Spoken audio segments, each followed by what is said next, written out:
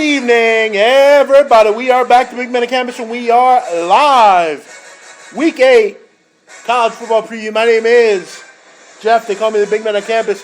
Joined, as always, with my co-host, Ryan D'Amico. Ryan, how you doing tonight? Good, buddy. What's up?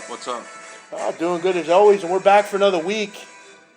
Week 8 already. I know, it's crazy. I mean, it's crazy. Seems like we're getting closer and closer to bowls. I mean, it's like... Kind of sucks. Yeah, it does, and it's bittersweet, but everything has to come to an end. But we got a lot of time left. We still got plenty to do, and I'm looking forward to another big week here on the show.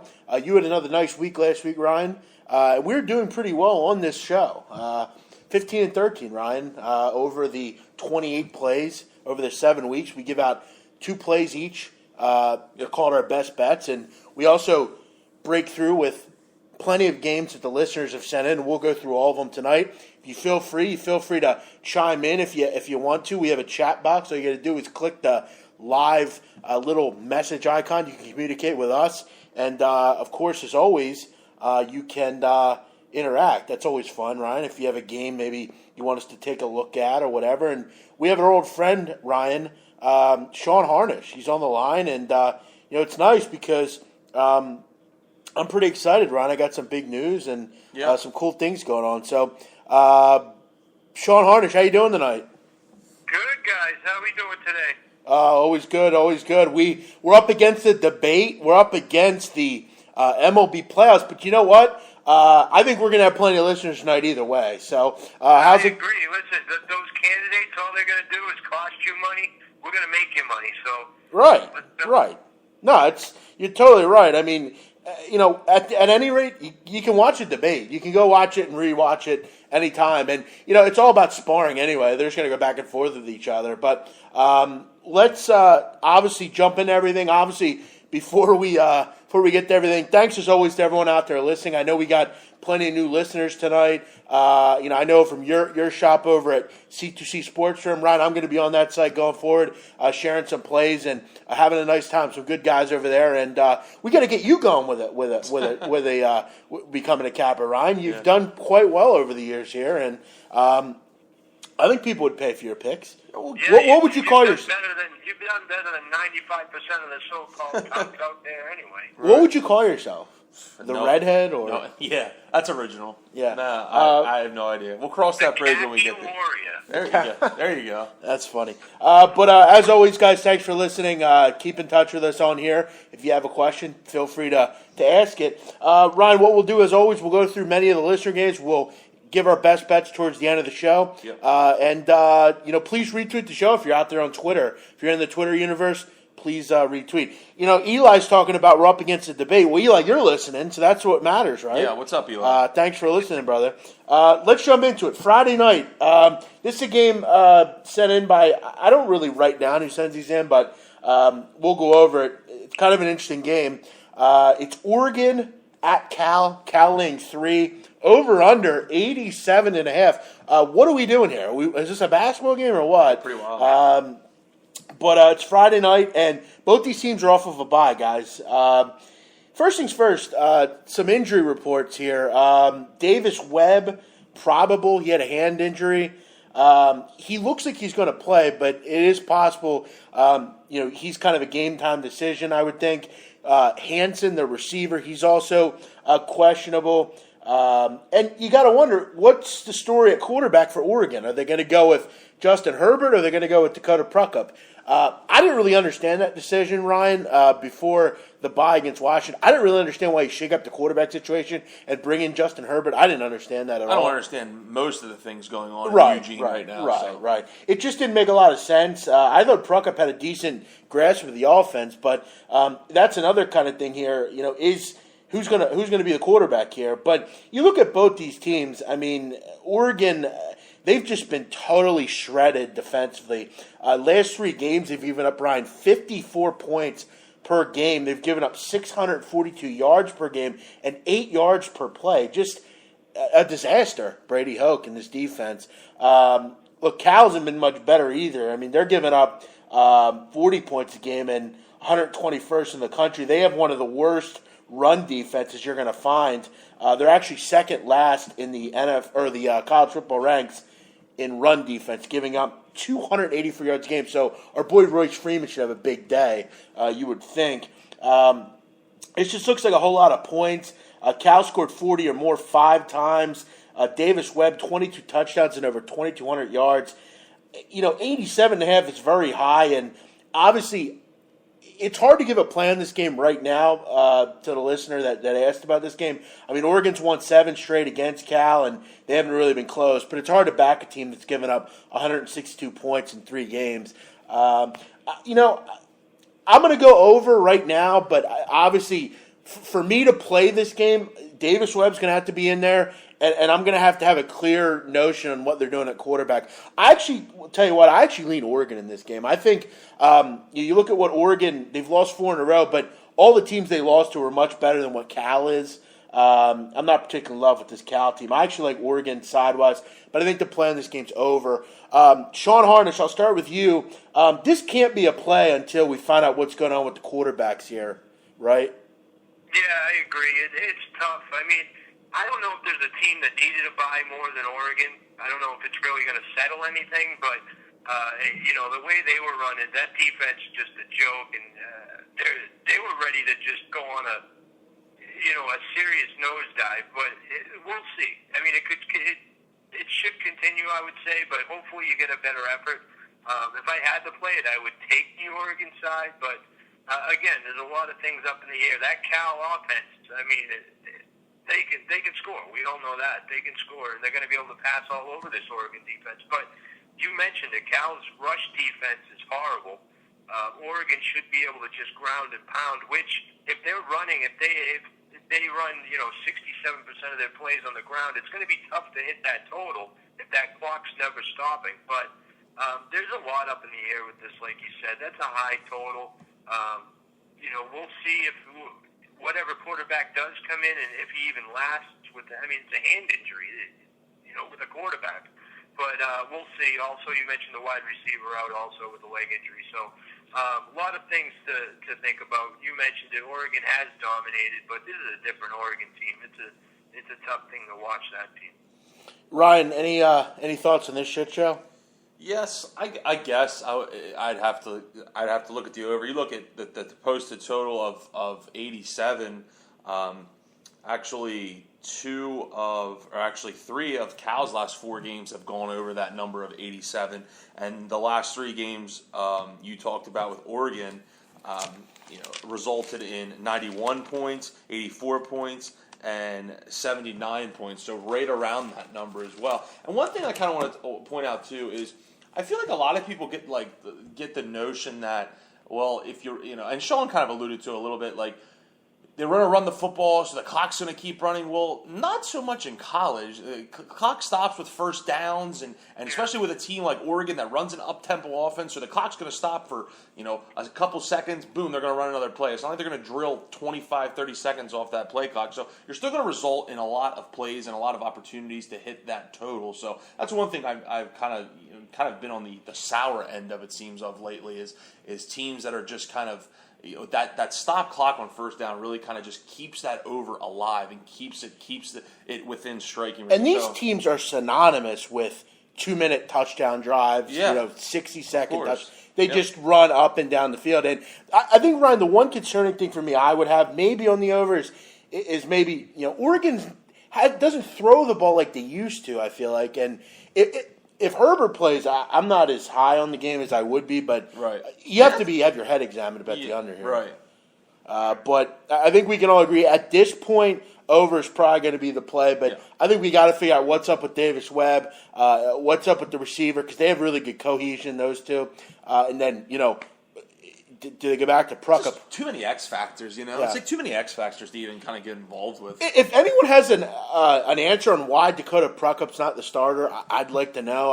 It's not like he was playing bad. I didn't really get it, but I guess they were just trying to switch it up for whatever. Just trying to get a spark, I guess. Which they didn't get. So I think it's time to end that and go back to Pruckup. But for right now, we'll go over. But obviously, this isn't going to be on my best bet list of the week either.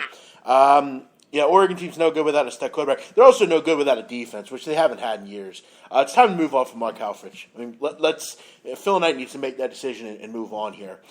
Bring back Chip Kelly. Bring back Chip Kelly, and hopefully Chip will stay and not leave again. Because I think Chip was best suited there. It hasn't worked in the NFL.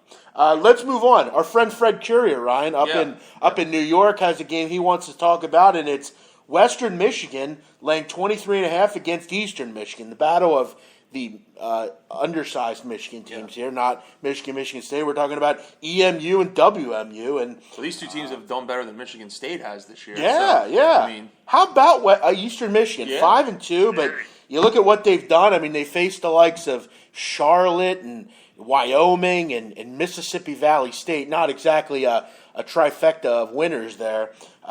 You also look at the fact that it's really difficult to fade Western Michigan right now. I mean, they're one of the more efficient teams in America. They're second ranked in the country in turnover margin. Would you believe last week was their first game they had a turnover in? No kidding. Unbelievable stuff. They've turned it over just once. And, you look at the fact that, Ryan, they're one of the last two unbeaten Group of 5 teams. Them and Boise State are the only teams left. Yeah.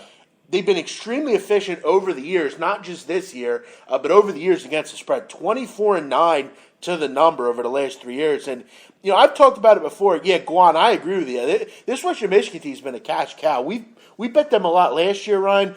We bet them a lot this year. Yeah. They've just been a clear cash cow. They've covered 10 of 14 in this conference. Just really just been very solid, and they're so efficient. And what's so impressive also is, in their 7 games this year, they've won 4 of them by 24 or more. So, this number isn't exactly, hard to catch either. And look, EMU in 2 step-up games against Toledo and Missouri, they lost those by a combined 55 points. So they're not exactly, when they step up, they're beating the likes of Charlotte and those teams. But, now they have to step up. They've turned the ball over a ton, 13 turnovers, including 10 interceptions for Eastern Michigan quarterbacks.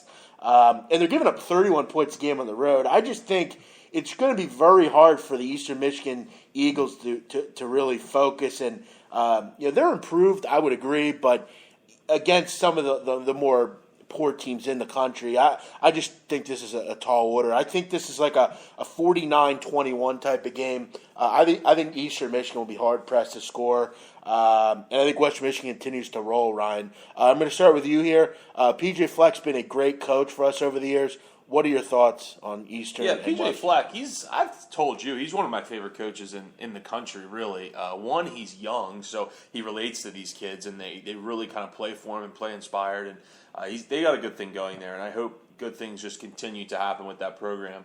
Not too long ago when this was a doormat, really. So they've really come a long way under PJ Fleck. As far as this game goes, yeah, Western Michigan for me, and it seems like we talk about them weekly on this show. And again, I'll echo the sentiment that this defense to me is, in my eyes, the real kind of, spark of this team. Is, if you remember last year, they were just kind of outscoring teams when they won. This year, you're getting that separation, Jeff, like you talked about, the games where they're winning by 24 points or more. That's because this defense is only giving up 17 points per game. You look, they only gave up 10 points to Cooper Rush and Central Michigan, and went to Illinois, only gave up 10 points there to the Big Ten team, and shut down Northwestern as well on the road. So I'm really just kind of doing it on all facets.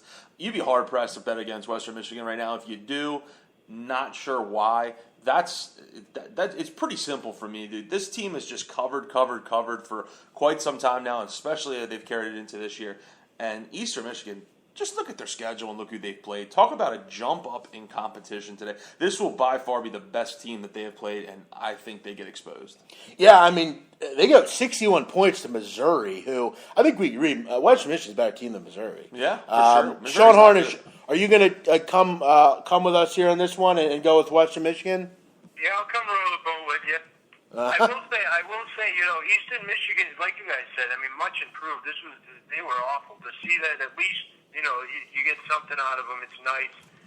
But Western Michigan, just a powerhouse. You look, their quarterback, Terrell, 17 touchdowns on 70%, no interceptions. You mentioned no turnovers.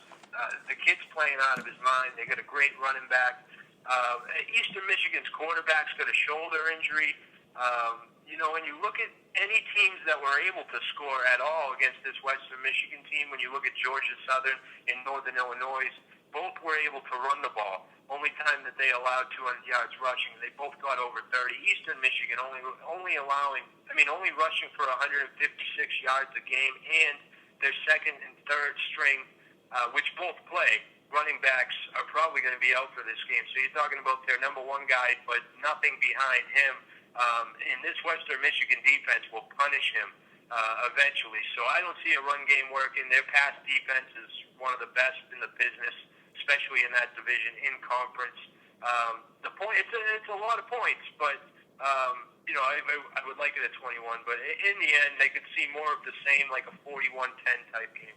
Yeah, I think Eastern Michigan kind of gets humbled a little bit in this one. It kind of, And it's something no one even talked about. This game, by the way, is in Western Michigan. Right. So, it's a home game. Granted, it's not big of a travel, but it's still a home game nonetheless. Right. It's just kind of a step up here, and I just don't think it's too close. And another thing, you don't have to lay 28 here. As long as you can get like a 41. What line did you give, Jeff? 23.5. I was going to say, you're under that in 24. That's a patented football number there. Yeah. So you're getting that under 24. That's, Yeah, one thing, another thing, people are talking about we're up against the debate. These debates have been shit shows. Awful. Really. Yeah. One thing, though, I have to point out, Donald Trump's talking about abortion right now. You can't tell me he hasn't been to a fucking Planned Parenthood before. With all the fucking girls he's fucked in his lifetime? Sure. Come on, dude. Yeah. Come on. Let's stop. Did you hear that guy come out and say Bill Clinton's my father? Yes, the black. How much did they pay that guy? Yeah, the black kid. I've seen that. Yeah. It's a total shit show. So sit back, pop on the big man on campus, and take a listen. So we all agree, Western Michigan 23.5 is going to be a play. This is close to being a play for me. I definitely think it's a good play.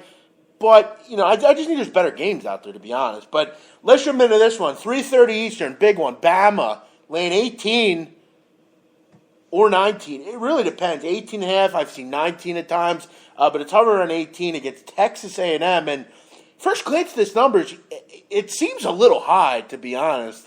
Over-under is 59. Alabama off a nice win last week against the Tennessee Volunteers, Ryan, who you called. You said this was an easy winner. It was. Great call by you. Texas A&M 6-0 off of a bye, which, look, I think that's more important, especially in the SEC, off of a bye. Obviously a rigorous schedule. It's nice to get a little break heading into Bama. Great scheduling from Texas A&M in this one. Just some interesting ATS numbers here. Alabama 7-9 over the last 3 years at home against the spread, but we also have to point out, I think this is the best Alabama team Nick Saban's had. All due respect. Ryan, you followed Alabama. You know a ton about college football. You can't look at this team and not say they're absolutely unbelievable.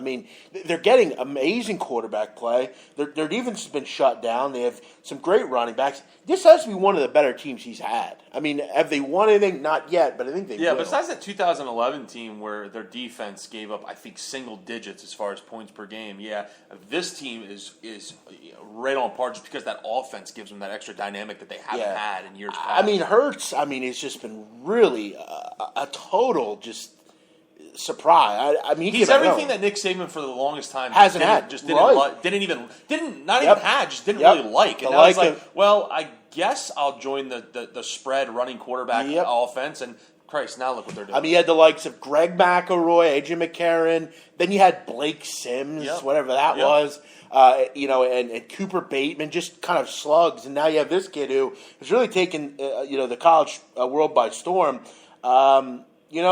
Both teams have been pretty good this year to the number. They've been getting to the chicken. But you look at Alabama.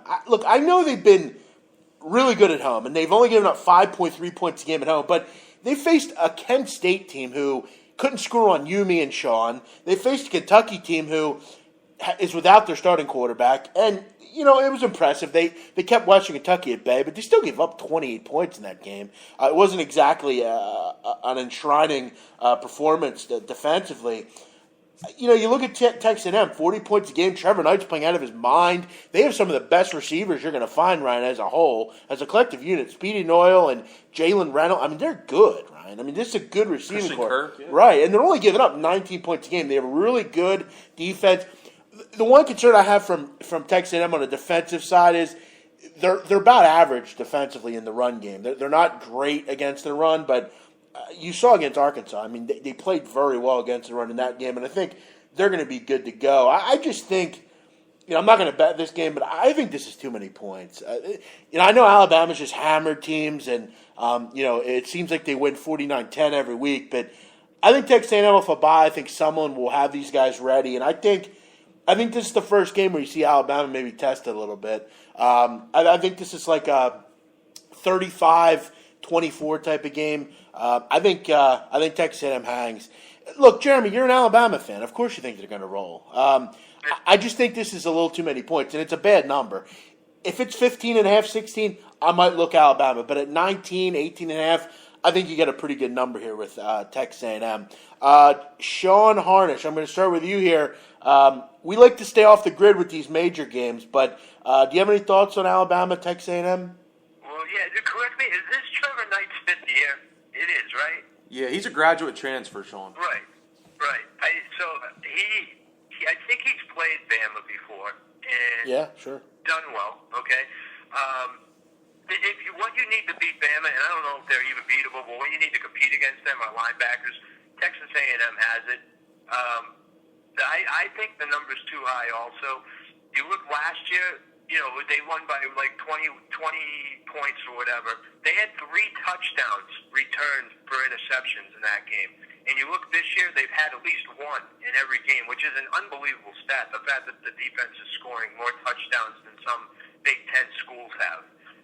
Incredible stuff. But I heard a great stat from the Bear from ESPN. 4 times in the last 30 years, top 6 matchup, right? That had a 14 or more point spread. It's only happened 4 times. 2 out of those 4 times, the favorite lost outright, and the other 2 only won by 3.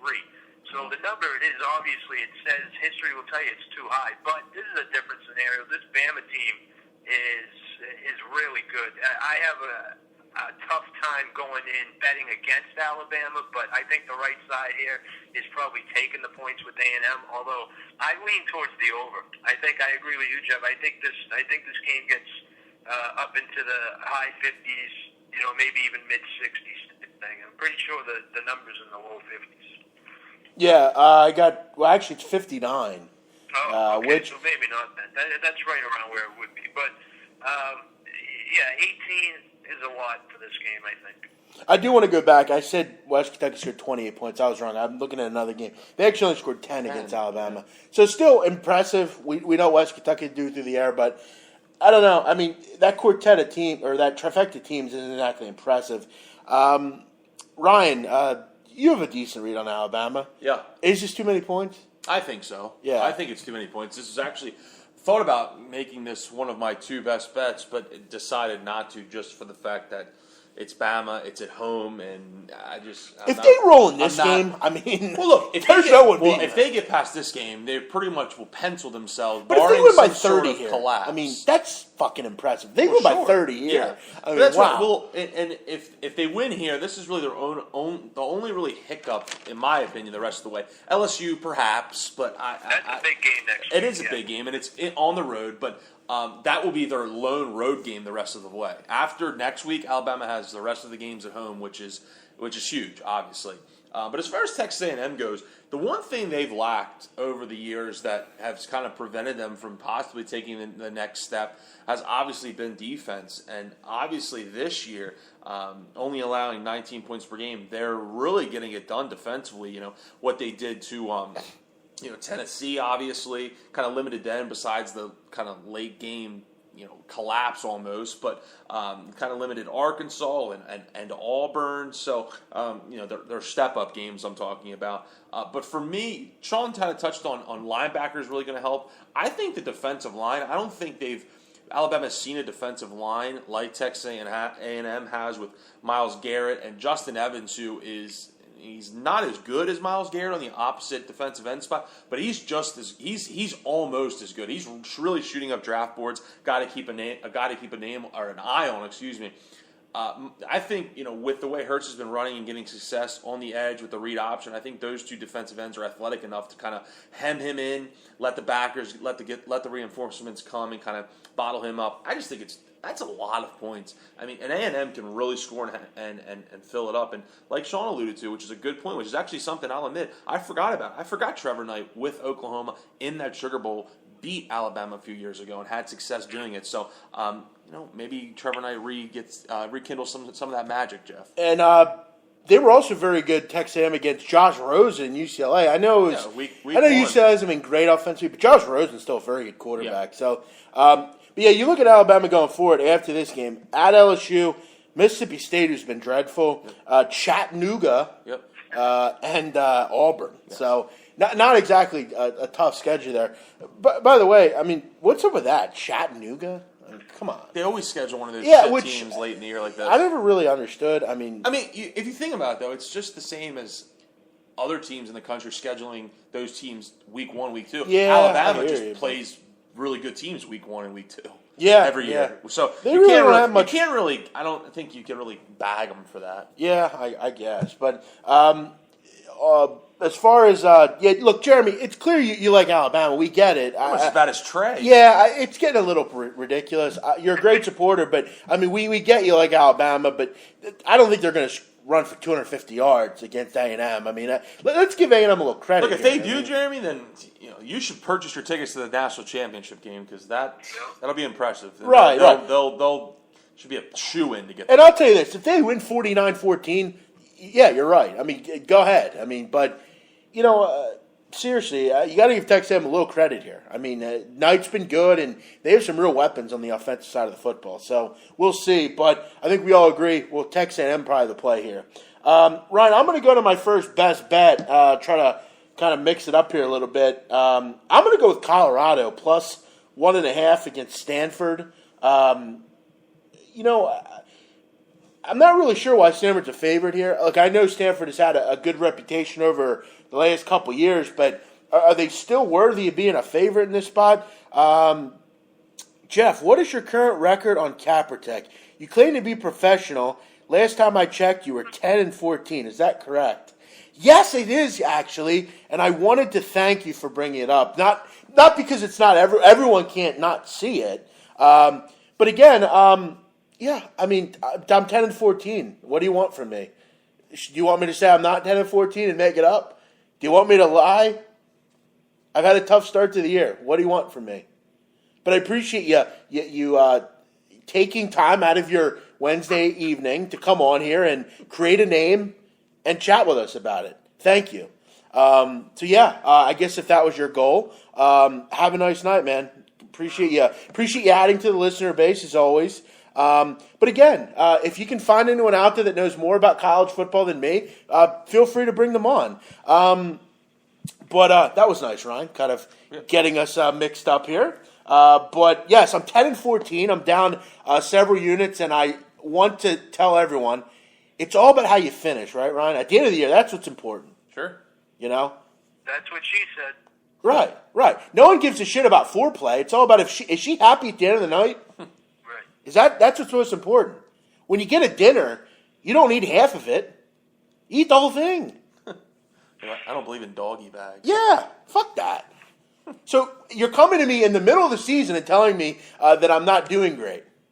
Thanks. I wasn't aware of that. I haven't beaten myself up every day about it. Like, I'm not worried about it. Of course I am. But it's all about at the end of the day. But again, thank you for adding to the listener base tonight. And if you can find a client that's really pissed off and unhappy with me, feel free to find them.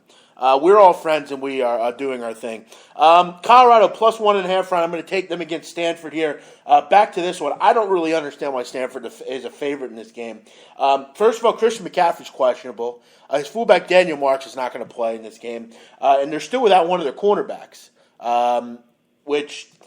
I mean, as you can see, over the last couple games, this Stanford defense has struggled. I mean, giving up over 32 points a game, and you talked about it, Ryan. Ryan Burns in this offense, they just haven't gotten it done this year. 19 points a game. They're 125th in total offense in the country, and I just don't really see why I would want to be on them in this spot. I mean, Colorado's really hot. I mean, they've just shotting up the boards this year. People are really impressed with Colorado, and for good reason. 39 points a game. Defensively, they've been very good, and Sifo Lufau's been extremely effective, Ryan. 72% completion, 9.5 yards per pass. I mean, other than that injury he's had, he's been fantastic. No interceptions. Philip Lindsay at running back's been great. And, we talked about it before. These kids, these older players, upperclassmen, like Guan said, they've been beaten up by Stanford over the last couple of years. It's time to move on, change the guard in this conference. I think other than Washington, this is the best story in this conference. This team has played very well. They're effective. They're good on defense. And they're facing a Stanford team who I just don't really think has the bulls to run with Colorado here. I just don't. I'm going to take a shot with Colorado as an underdog in this spot and go with them here. Sean Harnish, any thoughts? I love this game. I was lucky enough to get on Colorado early. They've been my underdog pick of the week 3 times, including the one against Michigan, which didn't work out. But the other times, Oregon, USC, both on the road. I've literally watched every Colorado game from start to finish this year, and I love what I see. And then Stanford, I mean, they can't score the ball. I understand, I might have been a little more worried if they were coming off of another loss to Notre Dame and they're coming in on a 3-game losing streak. Then maybe, okay, you rally the troops. But you go out there to Notre Dame, you get a win, and it's almost like a salvageable win. Now you're sitting at 4-2, and you can start working towards the future without worrying about, all the brushback from alumni and everything else. I think it's more of, I really do think it's like not a relaxed spot, but a relieved spot coming off of last week, and Colorado's going to catch them. I just don't see how Stanford puts the points up on them, and Colorado's proven that they can basically score on anyone. The game against USC, that was a weird game if you watched it. A lot of turnovers, a couple fumbles late. They couldn't get the running game going. But other than that, their offense is sharp, really sharp. They've proven they can go to on the road and play well. They had that lead in the first half against Michigan. They looked great. They went up to Eugene, which is always a tough place to play. Went into USC and had another competitive game. And so Stanford is definitely the weakest of the road games they've played so far. And I think they go in there and I think they roll. It'll be a client play of mine. I really like this game. Ryan, do you like Colorado here? I do. It's funny. You and I are kind of on the same page this week, which if you listen to the show weekly, it's kind of few and far between. Jeff and I seem to be on the same page on a lot of our picks, and this is another one we're on the same page of. I like Colorado here. Absolutely. I mentioned a couple weeks ago I thought Stanford was overrated.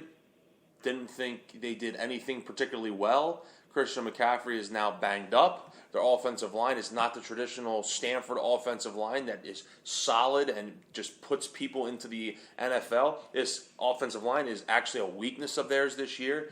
I think Colorado takes the game plan that many have taken this year, saying, look, we're going to load the box. We're going to let our corners play on an island outside, which is actually one of the stronger points of Colorado. I saw that firsthand, like Sean talked about when they played Michigan.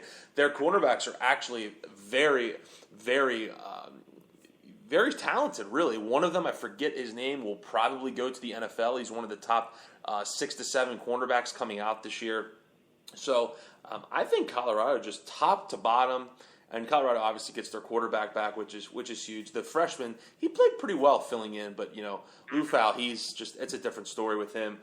So I think they go on the road to Stanford and get a big win. And Colorado, I believe they're tied for first in that conference. So it's another big game for them. I like Colorado here to definitely get the win. Yeah, I mean, as far as with Stanford? I mean, what's to like about this team right now? I really don't know. I mean, they get crushed by Wazoo. They get crushed by Washington. Last week, what did they do last week? They beat Notre Dame. Remember? Oh, that's right. Which is such a big accomplishment. Yeah. Which, by the way, let me talk quickly about Notre Dame. I mean, I know we talked about it on Sunday, but I'm still at a loss for words on how you lost that game. I mean, you're up 10-0, no Christian McCaffrey, and you still found a way to lose it. I don't get it. They stink. But yet the quarterback's still at the top of every fucking draft board, which I don't understand.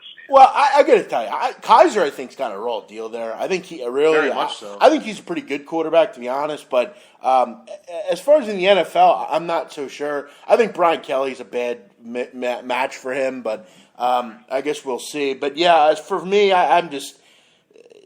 If you're going to buy low on a team, it'd probably be right now in Stanford. But I'm not going to do it. I'm going to go with Colorado. I think underclassmen. I think Guan White made a great point. I think Colorado upperclassmen are going to be really ready for this game. This is kind of a stepping stone, a big game for them in conference to go into Stanford and get the job done.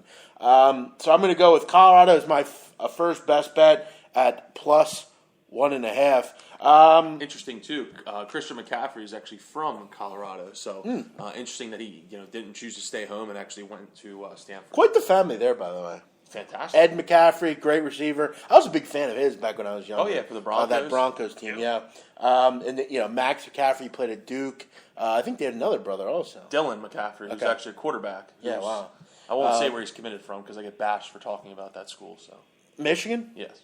Okay, well, Ryan, you can mention them, but yeah. So let's move on to the next one here. Ryan, let's go to one of your games. Okay. Why don't you tell us the much maligned Michigan? We've just talked about them. Tell us where your head is at in this game. Yeah, I told you this is one of my games, and you kind of gave me that patented Jeff Nadu eye roll that you do so often, and it's. And I told you, is Dylan McCaffrey the top quarterback in the nation? Wow. Yes, he is. I didn't know that. Yeah. He's going to Michigan. He is. Yeah, he's from Valor High School in quite the grab there. How about that? Yeah, yeah, he's very, very talented. So, but yeah, as far as the Michigan, you're like, great, another 30-some point spread, and I was like, actually, I'm going to look at the total in this game, which is interesting because I actually like Michigan in this game a lot. I think they roll, and thus why I definitely could see that for sure, 100%.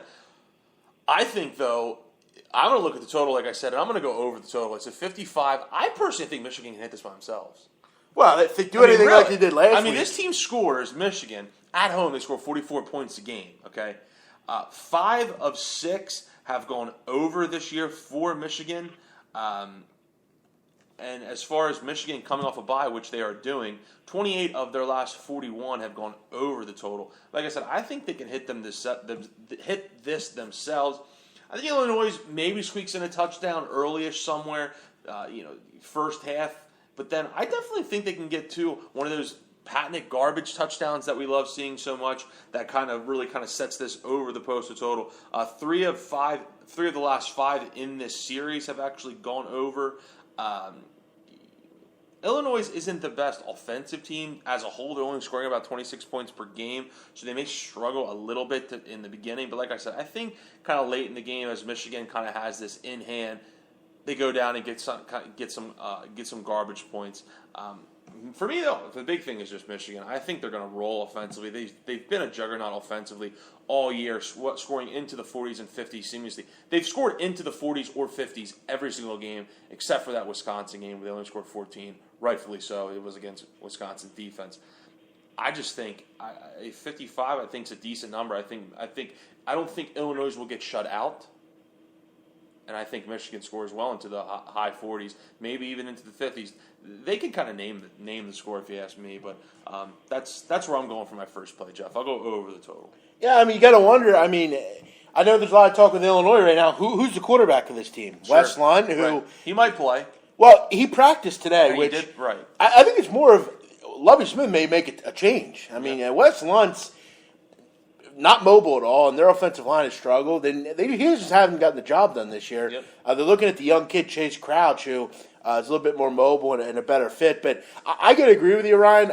I guess my one concern would be Illinois may not score in this game, and that's kind of your negative. But this should be like a 48-10, 48-14 type of game. Kind of what I see, too, somewhere around there, 49-10, somewhere around there. But I think if you like the over, I think you might as well just take Michigan. Yeah. If you think the over is the play, you're going to have to think that. I think their team total should hit, I think the over should hit, I think Michigan should hit. I think it's one of those trifecta games we talk about from time to time. Yeah, I definitely would lean over here as far as the total, but I think the play is probably Michigan. I think they continue to hammer and just they continue to have a very easy schedule, which it's going to get tougher, we know.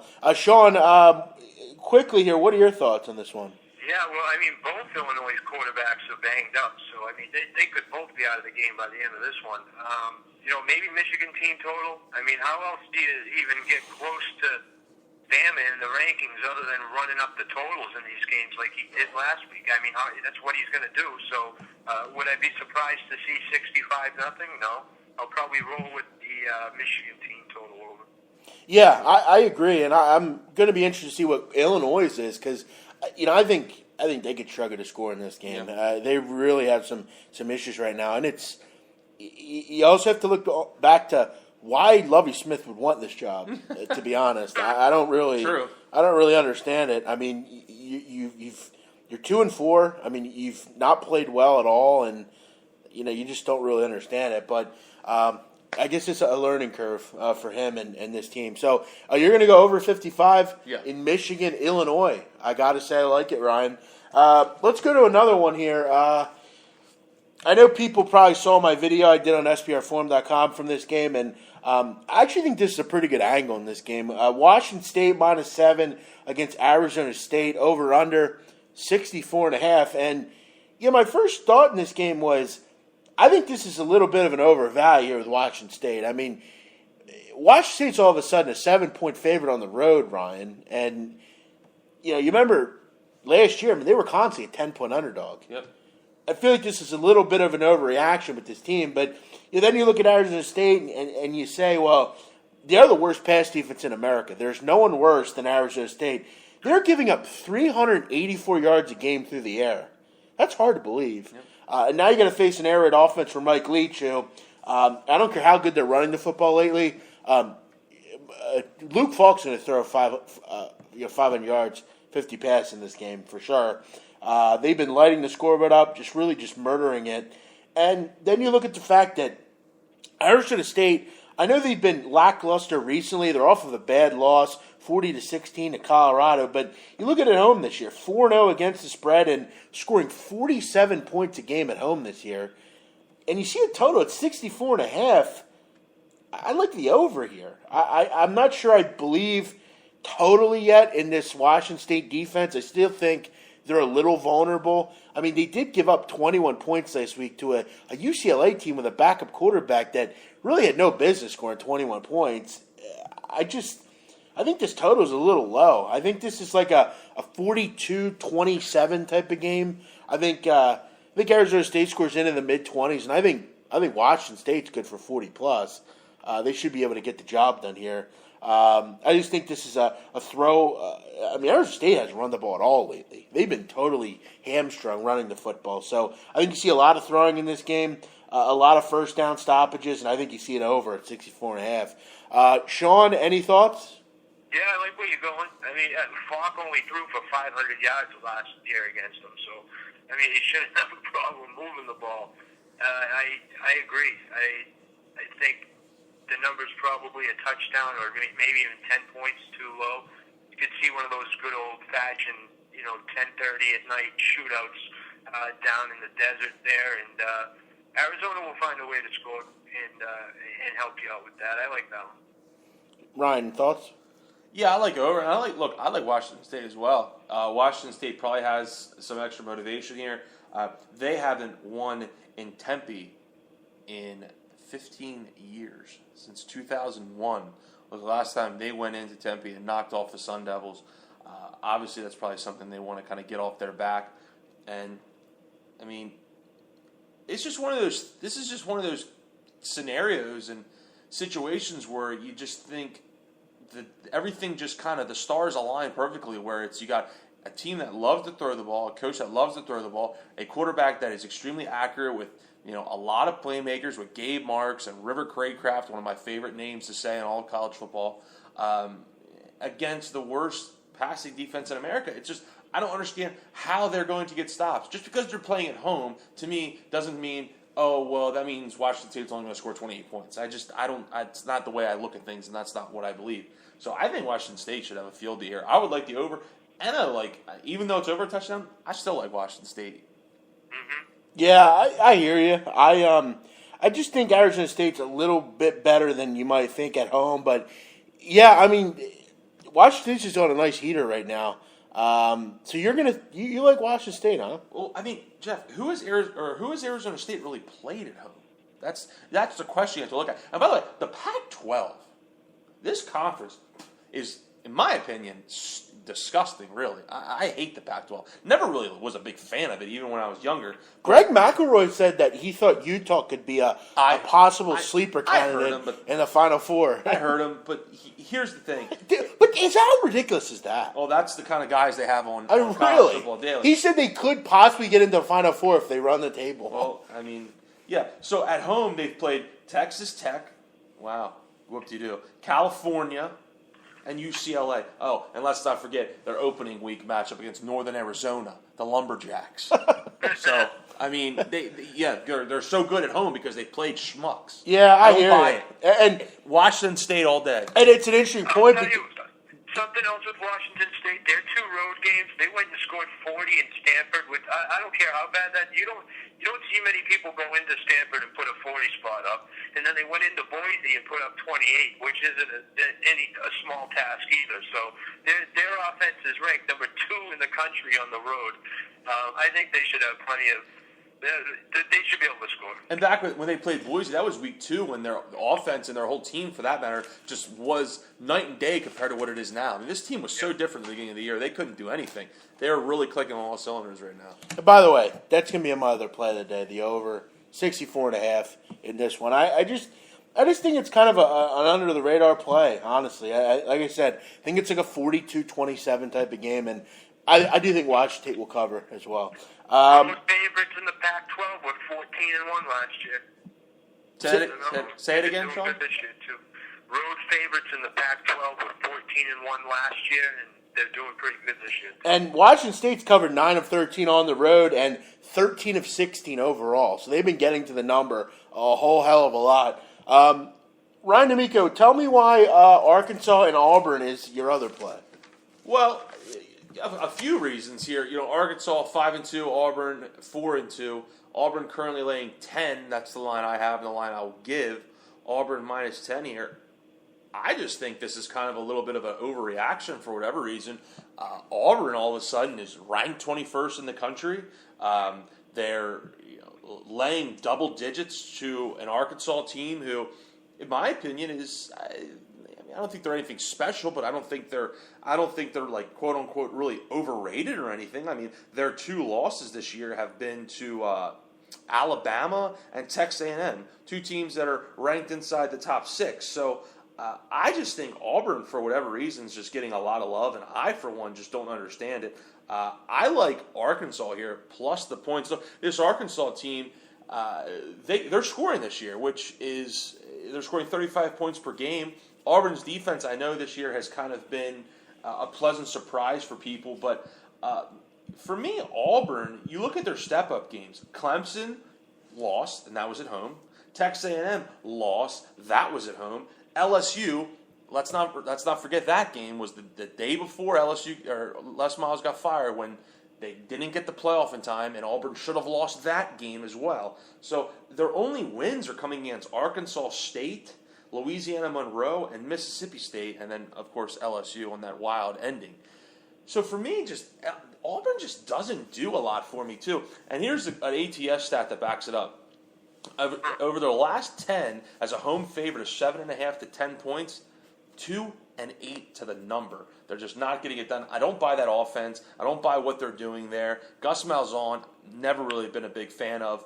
And look, Arkansas has been battle-tested as well. Like I said, lost to Texas A&M and Alabama and against Alabama, but they scored 30 on Alabama, 34 on Ole Miss, and 24 on A&M. Well above the averages that those teams are giving up defensively. I think Arkansas hangs it. I would not be surprised. I personally will put something on the money line. I think Arkansas can go in to Auburn, into Jordan-Hare, and win. I like Arkansas plus the points, double digits. I agree with you, Ryan. Good call. I like it. It's similar. To me, this is similar to that Nebraska game last week. I feel like a team's just a little overrated. Now, granted, I didn't win that game. I got shysted on a late fumble that I thought was a little controversial, and then a long field goal we didn't get the cover. But I think it's similar here. I just think it's similar. Yeah, Ryan, you've been pretty good at hashing some of these out. I agree with you. I think I liked what they did last week against Ole Miss. That was pretty impressive. It was. And little bad blood between Bielema and Malzahn. Arkansas's been pesky. I mean, look, if they put the ball in the engine against Texas A&M, that's a totally different game. Absolutely. And if we saw what they did to, what I thought was a pretty good Ole Miss team last week. I mean, Jeff, did you hear what I said? They put up 30 on Alabama. Yeah, no, That's impressive. I hear you, man. And look, I mean, another one in that game. If their offensive line's better and they don't allow Austin Allen to get rolled the whole game, that's a different game too. So I agree with you. I think this is a good play. Any thoughts, Sean Harnish? Yeah, just real quick. I mean, you guys said a lot, but Arkansas, I think they get to 30 in this game. I agree they could win. I think this is a close game. I like the over, though. I think, Arkansas has one of the worst rush defenses in the SEC, and I think Auburn's going to be able to move the ball. I think it's one of those, late-night games in Auburn that comes down to the wire where both teams are in the 30s. I mean, Jeff, does the name Sean White, do much for me? much for you? No, he doesn't. So, and I don't see Trey Mason walking through the door. By the way, where the hell is Trey Mason nowadays? I heard he's in he went Iraq or didn't something. he go MIA? Yeah. There's no, Nick Marshall walking through the door, right. and there's no D Ford. Sean White has there. 6 touchdowns this year. Yeah, I'm good. We're through 7 weeks. And look, I like what Arkansas and Austin Allen have done. Austin Allen's Allen. been fantastic. He almost has 2,000 yards passing and 18 touchdowns. Yeah, Badaflaka. They put 54 up on him last year. Yeah, I like your head, where your head is in this one, Ryan. Badaflaka, thank you, man. I appreciate that. We try here for sure. Sean Harnish, before we let you go, anything else you want to mention or bring up here? Yeah, I'll do one. And maybe people think the line stinks, but a lot of people thought that Wisconsin game stunk last week. But Syracuse getting 4.5 at BC. Boston College is laying 4.5 points. Good luck going to the window and fucking betting Boston College as a favorite. The fucking team can't score. They're awful to watch. Unfortunately, I'm constantly betting their unders, so I'm watching a ton of these games. Syracuse is going to run 100 plays. That so-called good BC defense that isn't anything what they were last year, first of all, is going to be on the field. They're going to be gassed by the end, and there's no way they're going to be able to put up, anywhere near what Syracuse is going to be able to put up on them. I'll take the money line. I'll give it out. That's my dog of the week this week. I just don't see how BC can come close to hanging with Syracuse, especially in the second half. I agree. They gave up 49 points to Virginia. They gave up 56 points to Clemson. I mean, they listen to who they've beaten this year. Buffalo, who's one of the worst teams in the country. The Wagner Seahawks. Do you know where Wagner is, Ryan? Isn't that in Staten Island, New York? I thought it was in New York. Yeah. Which no one knows that. Wagner scored 10 points on him, by the way. Right, and they beat UMass, which UMass sucks. Yes. I mean, really. Let's be real here. I like this game. I like where your head is, Sean. And what's more unbelievable is they're a favorite in this game. I don't really get it. Moneyline looks a good play here. Parlay Moneyline with Arkansas and Syracuse. You can get Syracuse and hedge with Arkansas. I think this is a good play, Ryan. Sure. Boston College has been a favorite 3 times in the last 3 years. Shocker. They didn't cover any of them. And the only concern I have is Syracuse is off a high win. Letdown, yeah. They were. Yeah, it's a big win, yeah, sure. But Eric Dungy's been really good this year. Clemson on deck. Yeah. Dino Babers is. No, he's good. He's doing. No, he's doing some things. Better there.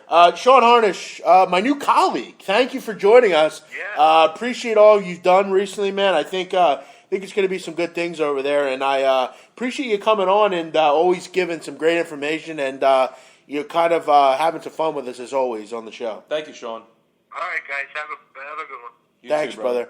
You can find Sean at c2csportsfirm.com as he continues to do very well in all sports. So, Ryan, we gave out a couple of our best bets here. Let's just go over a couple others, just kind of run down, kind of rapid fire some of these games. We will stay off a couple of them due to certain reasons. Ryan, you've kind of decently been keyed in on Miami. Again, they lose last week, didn't play well. I don't mean to say I told you so, but I almost did. Miami wasn't very good, and I think we're starting to see that. They're riddled right now with injuries, and Vatek's off a bad loss. I like the Hokies at home here. Yeah, it's tomorrow. I think you'll learn a lot about both of these teams tomorrow night. Both Miami actually coming off 2 straight losses, both at home. Now they got to go on the road to Virginia Tech, who just got ranked and then shit the bed against Syracuse. I lean Virginia Tech. You're not seeing what I guess maybe some people thought you would see from Miami. I think you're seeing that Brad Kaya is just he's plateaued. People were talking about him being a possible first-round pick. Yeah, I didn't see it. I don't see how that's even possible. Sure. I don't see how he's a fourth-round pick at this point. He's just he reminds me a ton of Hackenberg. Yeah, just kind of. He has all this potential, but we don't ever see it. One of the funniest name, me and a friend of mine who's a Miami fan, we joke about this guy a lot from time to time. You want to know the best name to come out of Miami in the last decade? It would probably be I'm gonna give it Ricky to you. Williams? No, he's from Texas. He went to Texas. Oh, you mean I think you meant the Dolphins. No, My fault. No, sorry, the Hurricanes, yeah. Ja'Cory Harris. You remember him? Yeah. Quarterback? Yeah, he played with the Eagles, actually. Remember that? He did. He was on a the year or practice two squad. ago. Yep. Yeah, no. He was actually a decent college quarterback. He was. But For this game, though, yeah, Virginia Tech. yeah, I really like the Hokies here, especially the teaser. If you get them down to a pick 'em at home, I think it's a good play. Guan's talking about BYU. I actually disagree. I like Boise in this game. I think BYU's kind of really skated by certain teams. One thing I will point out, Guan, this is a real football team they're playing now, and they play kind of the likes of some of the has-beens. I mean, your Mississippi States and your Michigan States and your teams like that. But Boise State's a real offense. They're a real team, and Thomas Spurbeck's gonna have a field day on this BYU defense because they have one of the worst passing defenses you're going to find. They're not good in the secondary, and I think at home on the blue turf Friday night or Thursday night, I think, to be honest, I think you have a nice teaser here with 2 small home chalks in Virginia Tech. All they got to do is win, and Boise at around to pick them. I think it's a really good play. Yeah, Boise has been interesting this year. Some kind of lackluster wins. If you remember, my first play of the day on this show this year was on Boise State against Louisiana Lafayette, where they pounded them 45-10. I backed them then later against Utah State at home, where they only won 21-10, and then last week at home against Colorado State, they only won by 5. They're a team that I was high on at the beginning of the year, and I still think they can run the table because, look, their schedule is just not very tough, and they should be able to win the Mountain West Conference, which I thought they would do. But in this game, it's not really a game I'm really keen on, but I guess I'd lean Boise. Like I said, in a teaser, I think as far as just having a win, I think it's a pretty good spot for them. Iowa and Wisconsin, Ryan. Iowa on the road here, laying 3.5, over under 42.5. Iowa at home here. Oh yeah, sorry. Wisconsin laying 3.5 on the road. Look, Hornibrook impressed me last week. At the end of the day, played pretty well, and defensively they're very good. Iowa, tough season for them. I mean, obviously we know, some of the issues they've had. They're off a game in which they give up 35 points to Purdue. A lot of that in garbage time. It's just not there for me with Iowa this year. I think this is a close game for probably 3 quarters, but I think Wisconsin will do enough to win by 6 to 10 points here.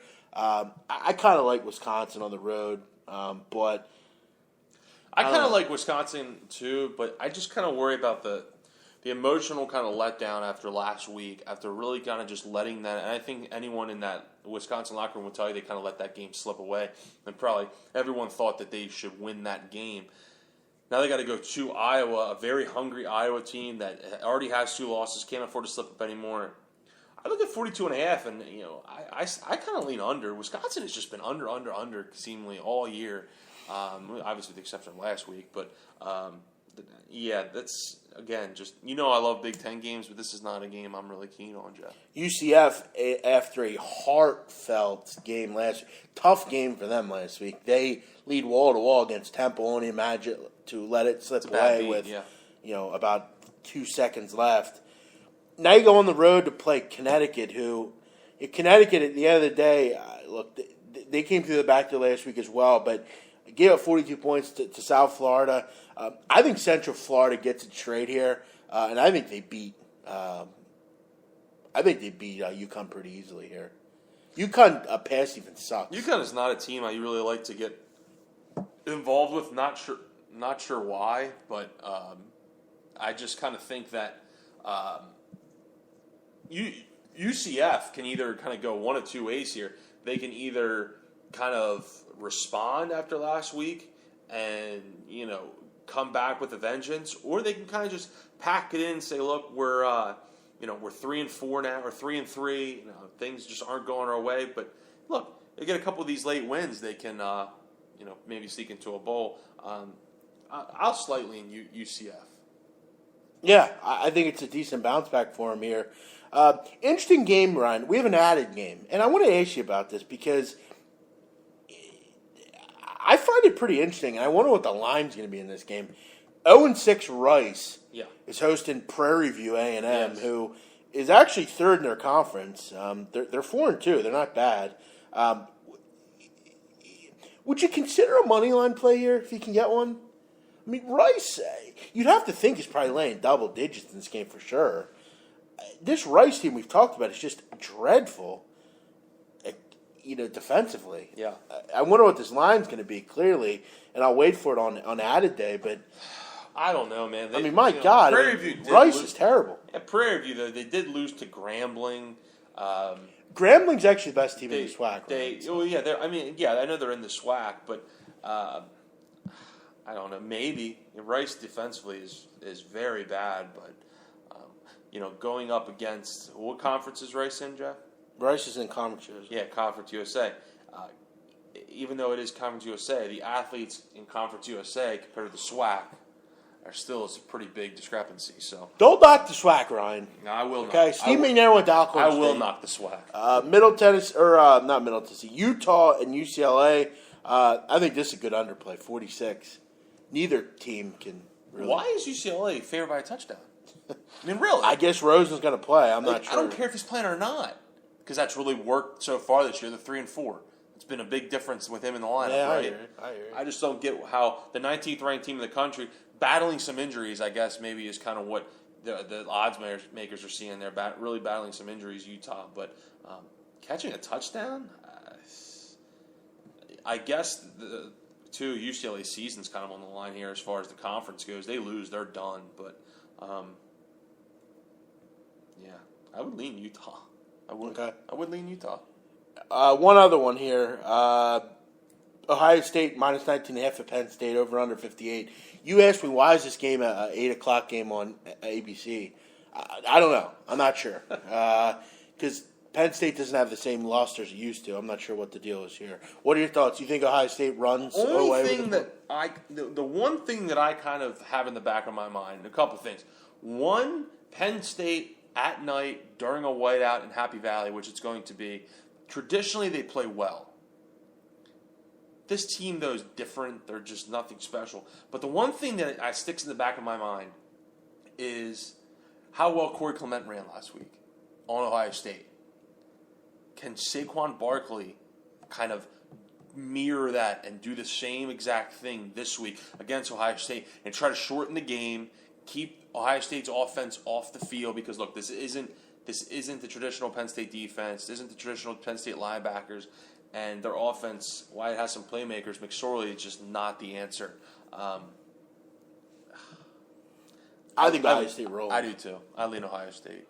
Ryan, our 4 plays, our 2 best bets each. I'm on Colorado plus 1.5, and over 64.5 in Washington State, Arizona State. 2 Pac-12 games for me. You were on Arkansas plus 10, and you're on over 55 Michigan and Illinois on Saturday. Yep.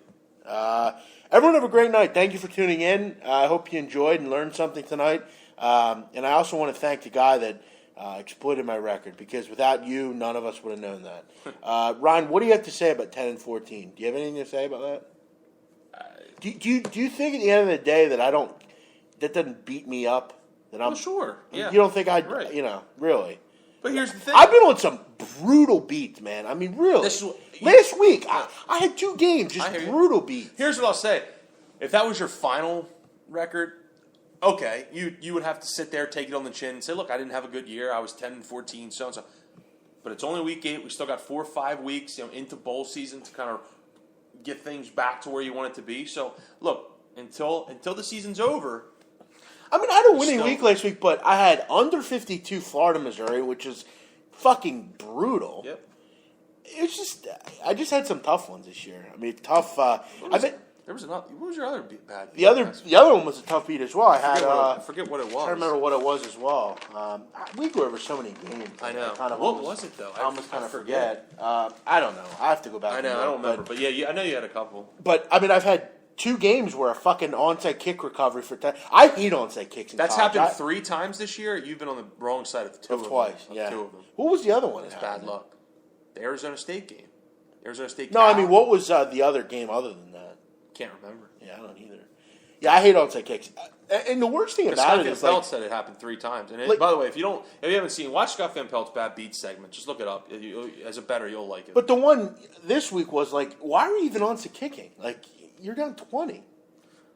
Trying to be a gym class hero, I guess. Yeah, as always. All right, everyone have a great night. Try to stay away from the bad beats. Yeah. Ryan, let me ask you a question. What would your dollar amount have to be to have sex with Hillary Clinton? I don't think that much. Not much? Why? I don't know. You don't think she's that bad looking? Not for as old as she is. Yeah, I don't think she is either, actually. Who would you rather have sex with, her or her daughter?